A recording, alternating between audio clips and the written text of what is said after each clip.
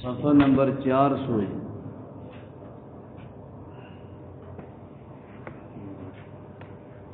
اور آیت نمبر 25۔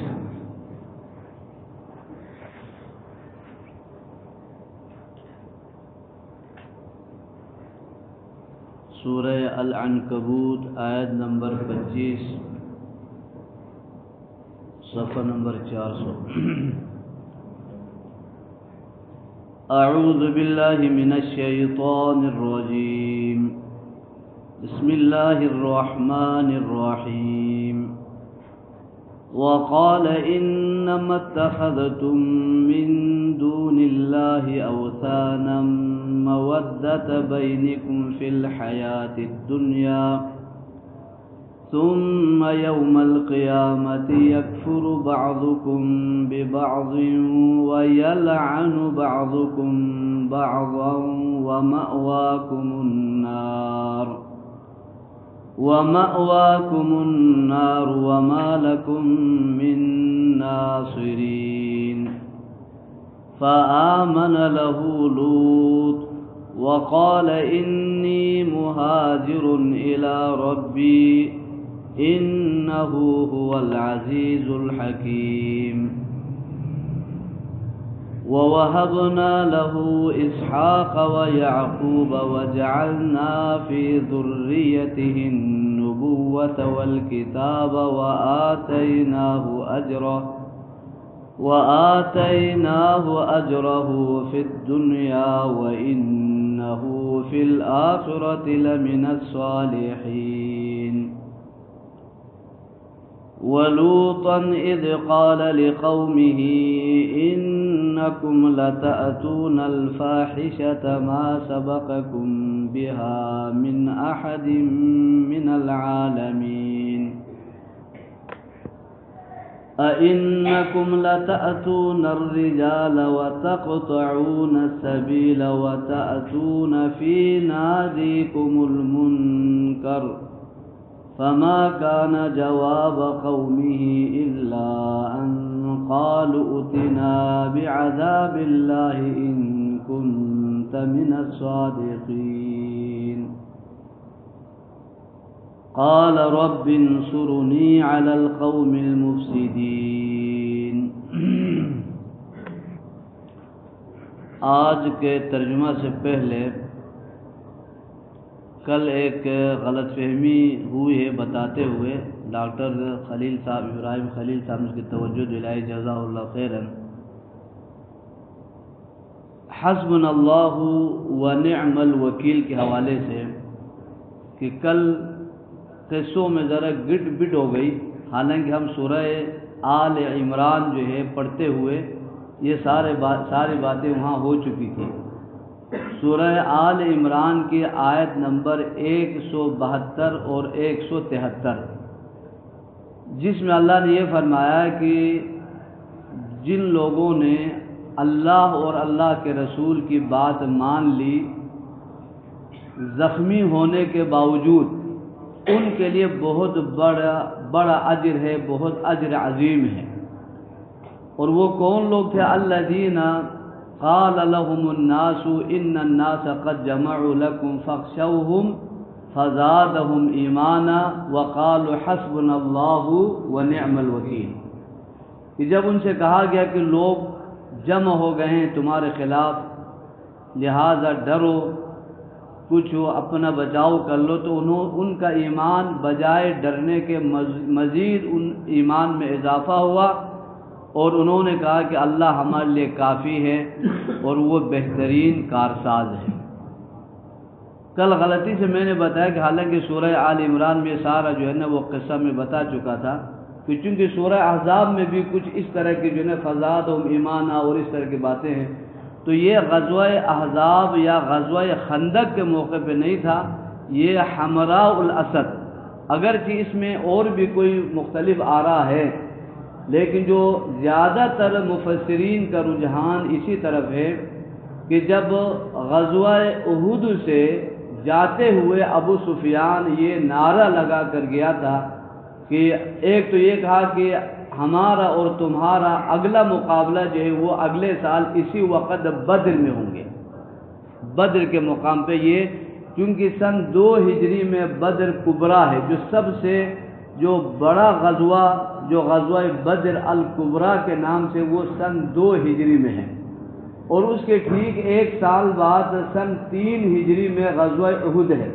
غزوہ احد، اور اس سے 1 سال بعد چوتھا جو سال بنتا تھا، جس کو غزوہ بدر الصغریٰ بھی کہتے ہیں، چونکہ وہاں جنگ نہیں ہوئی تھی کہ آپ علیہ الصلوۃ والسلام اور صحابہ کرام تو وہاں تک پہنچے تھے، غزوہ بدر جہاں پہلے ہوا تھا بدر مقام پہ، لیکن ابو سفیان اور اس کے چیلے اور اس کے جو اس نے لشکر تیار کی تھی، جب ان کو پتہ چلا وہاں ڈر کے مارے وہاں آئے نہیں تھے۔ ایک تو یہاں بھی یہ بتایا گیا ہے اس قصے کے حوالے سے بھی کہ ابو سفیان نے، چونکہ اس وقت وہ کافر تھا، بعد میں تو پکا مسلمان ہوا فتح مکہ کے موقع پہ، لیکن اس وقت چونکہ کافروں کا سردار تھا، یہ فتح مکہ سے پہلے کا واقعہ ہے، تو اس نے کچھ لوگوں کو پیسہ دے کے، کچھ لوگوں کے ذریعے یہ ڈرانے کی اس نے کوشش کی، دھمکی آمیز پیغامات بھیجے اور آپ صلی اللہ علیہ وسلم اور صحابہ کو ڈرانے کی کوشش کی، تو اس موقع پر صحابہ نے کہا تھا کہ حسبنا اللہ و نعم الوکیل۔ ابو سفیان تو نہیں پہنچا، آپ علیہ السلام اور صحابہ وہاں بیٹھے رہے، بلکہ وہاں کسی تجارتی کوئی قافلہ گزر رہا تھا، وہاں سے کچھ خرید و فروخت بھی صحابہ نے کیا، بلکہ تجارت بھی کی اور کچھ فائدے بھی حاصل کر کے مدینہ واپس لوٹے۔ ایک تو یہ قصہ، لیکن اس سے زیادہ صحیح یہ تھا کہ ابو سفیان یعنی جب واپس پلٹے تو راستے میں چند کلومیٹر یعنی میل جانے کے بعد انہوں نے کہا بھائی ہم یہاں آ کر کیا لے کے جا رہے ہیں، یعنی ہم محمد کو، اصل میں ہمارے پاس اب اچھا موقع تھا کہ ہم ان کو جناب دنیا سے خاتمہ ان کا کر دیتا، اب ہم شکست سے فاش دے کر ان کا خاتمہ کرتا، اب ہم تو کچھ کیے بغیر واپس جا رہے ہیں، اور جیسے کہتے ہیں کہ کھایا پیا کچھ نہیں اور الٹا جو باہر آنے کے جو گلاس توڑ کے پیسہ دینا، اس نے کہا جی ہم نے کمایا کیا، یعنی ہم تو واپس جا رہے ہیں، ہمارا کوئی نتیجہ تو نہیں نکلا، تو جب اس نے کہا چلو واپس پلٹتے ہیں اور دوبارہ جناب علی حملہ آور ہوتے ہیں۔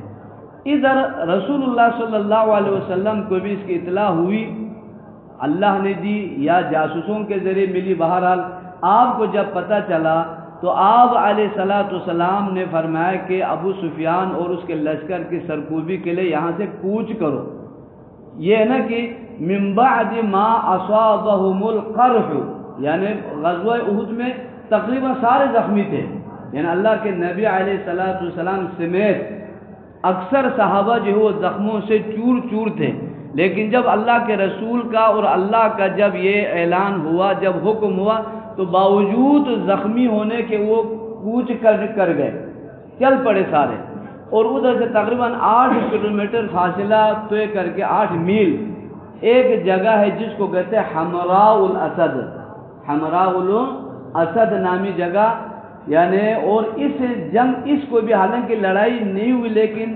سیرت کی کتابوں میں اس کا نام ہے غزوہ حمراء الاسد، جگہ کی مناسبت سے غزوہ حمراء الاسد۔ آپ علیہ الصلوۃ والسلام ان زخمی صحابہ کے ساتھ وہاں پہنچے تو ابو سفیان کو جب اطلاع ہوئی تو وہ وہاں سے بھاگ گئے، وہ چلے گئے، لیکن راستے میں لوگوں کے ذریعے اس نے پیغام بھیجا کہ ابو سفیان پھر تم پر حملہ آور ہونے کے لیے آ رہے، تم ڈر جاؤ، خوف کھاؤ، تو اس وقت صحابہ نے کہا تھا حسبنا اللہ و نعم الوکیل۔ جو زیادہ صحیح قول، اور بھی باتیں ہیں لیکن زیادہ صحیح جو ہے وہ یہی ہے کہ غزوہ حمراء الاسد کے موقع پر اللہ کے نبی علیہ الصلوۃ والسلام نے اور صحابہ کرام نے یہ الفاظ ادا کیے تھے۔ اور ٹھیک ہے بات ہے، یہ تصحیح کر اس کے ریکارڈنگ میں میں تصحیح کرنا ہے جی کل والے میں۔ اچھا جی، دوسرا جو ہے نا یہ جو حسبنا اللہ و نعم الوکیل کے حوالے سے، کے فضیلت کے حوالے سے میں نے آپ کو بتایا تھا کہ صحیح بخاری میں، بلکہ اس ابھی قصے میں حضرت عائشہ صدیقہ رضی اللہ تعالی عنہ نے عروہ سے، جو آپ کا بہنجا ہے، حضرت عروہ بن زبیر کن کا بیٹا ہے، ماں کون ہے ان کا، حضرت اسماء، حضرت عائشہ دونوں بہنیں ہیں، حضرت عائشہ کی بہن حضرت اسماء ہیں، اور حضرت اسما والدہ ہے حضرت عروہ کے، اور حضرت عروہ جو ہے نبی کریم صلی اللہ علیہ وسلم کے پھپھی ذات جو ہے زبیر کا بیٹا ہے، اور اس اعتبار سے یعنی حضرت عروہ کا جو ہے حضرت ابوبکر نانا ہے اور حضرت زبیر کون ہے؟ باپ ہے۔ تو حضرت عائشہ نے کہا کہ بیٹے کہ تمہارے دونوں باپ، جب اللہ کے رسول کا یہ حکم آیا کہ کوچ کرو زخمی ہونے کے باوجود، تو تمہارے دونوں باپ ابوبکر اور زبیر دونوں جو ہے وہ حمراء الاسد تک اللہ کے نبی علیہ السلام کے ساتھ گئے تھے۔ یہ ان 70 لوگوں میں شامل ہے جو آپ علیہ السلام کے ساتھ حمراء الاسد تک گئے تھے۔ یہ صحیح بخاری کے اندر موجود ہے، یہ والا جو قصہ عائشہ والا صحیح بخاری میں۔ تو بہرحال اس غلطی کی یا سبقت لسانی یا دماغ خرابی یا عقل کے جانے کی جو ہے نا وہ تصحیح کر لے کہ وہ جو غزوہ خندق کے موقع پہ نہیں تھا، غزوہ احزاب کے موقع پہ نہیں تھا، یہ غزوہ حمراء الاسد جب آپ علیہ السلام نے ابو سفیان اور ان کے لشکر کا پیچھے کیا تھا غزوہ احد کے بعد۔ اور ٹھیک ہو گئے جی؟ ہاں جی، چلو جی آج کا سوال جی۔ ہاں جی، ابھی کس کس نے کھانا کھایا؟ عشاء سے پہلے کون کون کھانا کھاتے ہیں؟ عشاء سے پہلے بس کل آپ نے جناب بغیر کھانا کھا کے آنا ہے، آپ کو کوئی خوشخبری دیں گے کل انشاءاللہ، ٹھیک ہے جی؟ عشاء سے پہلے کل تو سانے کھانا نہیں کھانا، عشاء کے بعد تو ہم ایک خوشخبری سنائیں گے قربان صاحب، بس تو نہیں رکھو نا انہوں سمجھا کرو سمجھا کرے۔ ہاں جی، حضرت ابراہیم علیہ السلام نے، چلو میں پورا نہیں تھوڑا سا پڑھتا ہوں کیونکہ کل کا سبق بھی ہم نے ذرا دہرایا۔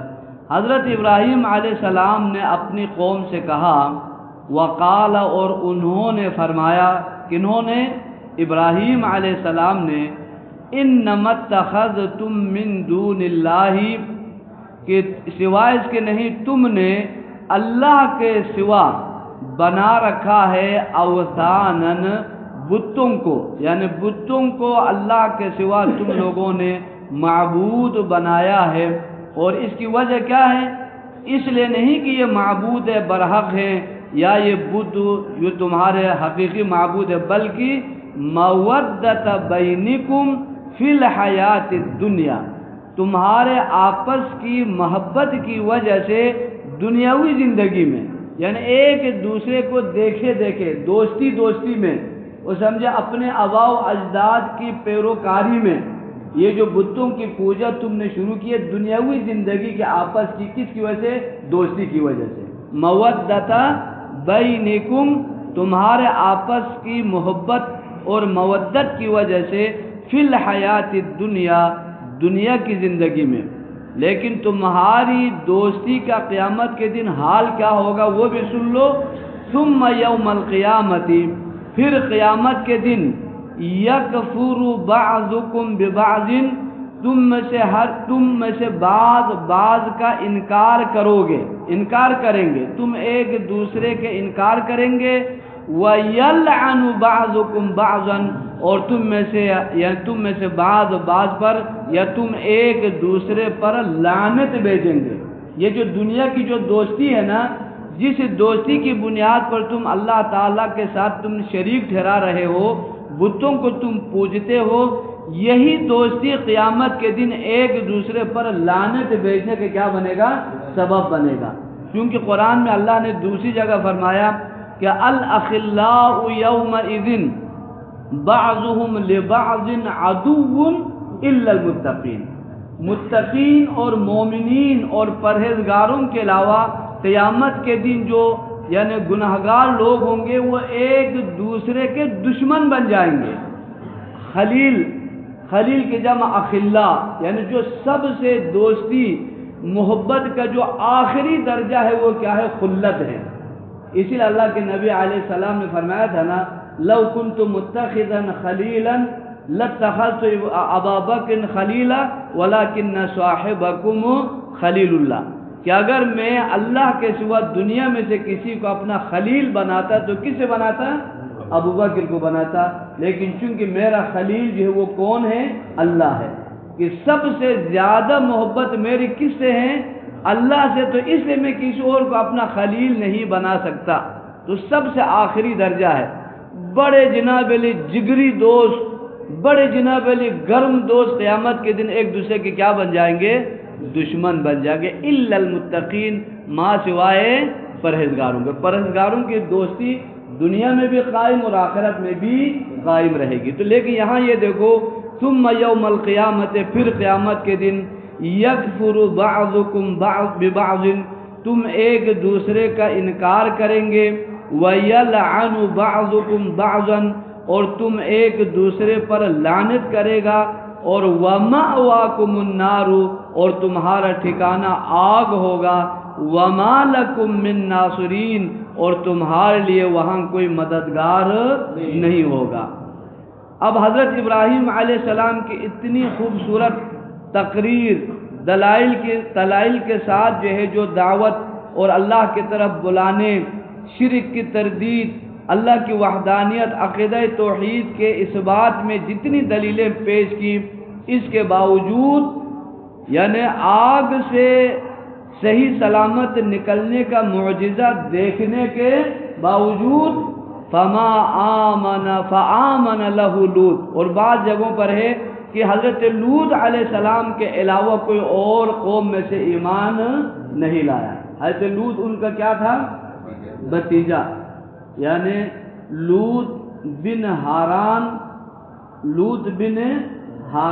بن آزر اور ابراہیم بن آزر، یعنی آزر کے دو بیٹے، ایک ابراہیم اور ایک ہاران۔ ہاران کا بیٹا جو ہے لوط، اور کیا کہتے ہیں آزر کا بیٹا نہیں، وہی حضرت ابراہیم ہے۔ حضرت ابراہیم کے آگے جو ہے نا یعقوب، اسحاق، آگے جو سارے جو اسماعیل اور حضرت اسحاق علیہ السلام کے اولاد۔ تو فآمن لہ، بس ایمان لے آیا حضرت ابراہیم پر لوط علیہ السلام۔ وقال، جب پوری قوم کفر پر ڈٹے رہے، حضرت لوط اور ان کی گھر میں سے صرف ان کی بیوی حضرت سارہ جو حضرت اسحاق کی والدہ ہے، حضرت سارہ جو حضرت اسحاق کی والدہ ہے، وہ مسلمان ہوئی تھی، اور قوم میں سے صرف لوط علیہ السلام مسلمان ہوا۔ تو حضرت ابراہیم علیہ السلام نے مایوس ہو کر یہ کہا، وقال انی مہاجر الی ربی، بے شک میں ہجرت کرنے لگا ہوں اپنے رب کی طرف، انہ هو العزیز الحکیم، بے شک وہ بہت غالب اور حکمت والا ہے۔ ان تمام یعنی مشکلات سے گزرنے کے بعد جو اللہ نے حضرت ابراہیم علیہ السلام کو صلہ عطا فرمایا، ایک تو ہم پہلے پڑھ چکے کہ اللہ نے ان کو امام بنایا، پیشوا بنایا، تو اور لیکن ساتھ ساتھ وَوَهَبْنَا لَهُ إِسْحَاقَ، ہم نے انہیں اسحاق بیٹا عطا کیا، وَيَعْقُوبَ، اور یعقوب، یعنی یعقوب بیٹا کن کا ہے؟ اسحاق۔ یہ نہیں ہے کہ کٹھے ہی، بلکہ وہاں قرآن میں ہم نے بتایا وَمِن وَرَاءِ إِسْحَاقَ یعقوب، یعنی اسحاق کے بعد اللہ نے پہلے ہی دے دیا، اور بلکہ یہی فرما دیا کہ وَكُلًّا جَعَلْنَا نَبِيًّا، وَكُلًّا جَعَلْنَا نَبِيًّا، کہ ہم نے یعنی اسحاق کو بھی نبی بنایا اور یعقوب کو بھی نبی بنایا۔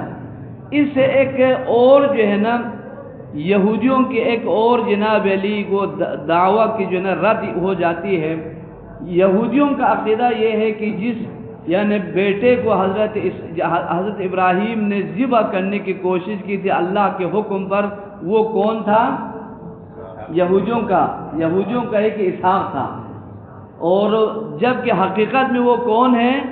اسماعیل علیہ السلام۔ اچھا، اس کی نفی اس آیت سے بھی اور دوسری آیتوں میں ہوتی ہے کہ دیکھو اللہ نے حضرت اسحاق علیہ السلام کی خوشخبری دیتے ہوئے یہ بھی بتایا تھا کہ اسحاق کا کیا ہوگا؟ یعقوب بیٹا ہوگا۔ کیوں جی ظہیر صاحب؟ یعنی اللہ نے جب حضرت ابراہیم کو اسحاق بیٹے کی خوشخبری سنائی، ساتھ جو ہے وہ کس کی سنائی؟ یعقوب کی بھی، کہ اسحاق کا بیٹا ہوگا کون؟ یعقوب۔ تو کیا یہ ممکن ہے کہ اللہ پہلے بتا دے، کہہ دے کہ بھائی یہ جوان ہو کے شادی کر کے ان کا بیٹا بھی ہوگا، اور پھر جناب جب باپ کے ساتھ چلنے پھرنے کے قابل ہو جائے تو کہا جائے کہ تو ذبح کرو؟ یہ خود اس بات کا رد موجود ہے کہ جب اللہ نے کہہ دیا تھا کہ ان کے بیٹا ہوگا تو لہذا یعنی یعقوب اسحاق علیہ السلام تو ہو ہی نہیں سکتے۔ وہ کون تھا؟ حضرت اسماعیل علیہ السلام، اور خود تورات میں لکھا ہوا اکلوتا بیٹا، اپنے اکلوتے بیٹے کو قربان کرو، اور حضرت اسماعیل علیہ السلام اکلوتا تھا، بڑا بھائی ہے۔ حضرت اسماعیل کی والدہ حضرت ہاجرہ اور حضرت اسحاق کی والدہ حضرت سارہ، یعنی بڑا بھائی جو ہے نا وہ حضرت اسماعیل ہے، اور اسحاق جو ہے وہ چھوٹا بھائی ہے، تو اسحاق تو اکلوتا ہی نہیں ہے، وہ تو دوسرا بیٹا ہے۔ تو اس لیے اصل میں جو ذبیح اللہ ہے، جس کو ذبح کرنے کا فلما اسلم وتلہ للجبین ونادیناہ ان یا ابراہیم، یہ سارے قصے میں حضرت اسماعیل علیہ السلام مراد ہے۔ وجعلنا فی ذریتہ النبوۃ، اور ہم نے ابراہیم علیہ السلام ہی کی اولاد میں نبوت رکھ دی، کیونکہ حضرت ابراہیم کے بعد جتنے بھی نبی اور رسول آئے وہ سب کے سب انہی کے اولاد میں سے، اور وہ سب کے سب حضرت اسحاق علیہ السلام، حضرت اسحاق کا بیٹا یعقوب ہی کو کیا کہا جاتا ہے؟ اسرائیل، اور ان کے اولاد کو کیا کہا جاتا ہے؟ بنی اسرائیل۔ اور حضرت موسیٰ اور جتنے انبیاء، حضرت داؤد ہیں اور جتنے بھی انبیاء، یہ سب کے سب کن میں آئے تھے؟ بنی اسرائیل میں۔ حضرت یعقوب علیہ، اسی لیے حضرت ابراہیم علیہ السلام کو ابو الانبیاء کہا جاتا ہے۔ حضرت آدم ابو البشر اور حضرت ابراہیم ابو الانبیاء۔ حضرت اسماعیل کے اولاد میں سے اکیلا نبی ہے محمد الرسول اللہ صلی اللہ علیہ وسلم، جو تمام نبیوں کا سردار، اور یعقوب کے اولاد میں سے باقی سارے انبیاء اور رسول۔ اسی لیے فرمایا وَجَعَلْنَا فِي ذُرِّيَّتِهِ النُّبُوَّةَ وَالْكِتَابَ، ہم نے کتاب اور نبوت کو انہی کے خاندان میں، انہی کی اولاد میں ہم نے رکھ دی۔ وَآتَيْنَاهُ أَجْرَهُ فِي الدُّنْيَا، اور جو قربانیاں ابراہیم علیہ السلام نے دی تھی ہم نے اس کا بدلہ، اس کا اجر انہیں دنیا میں عطا کی۔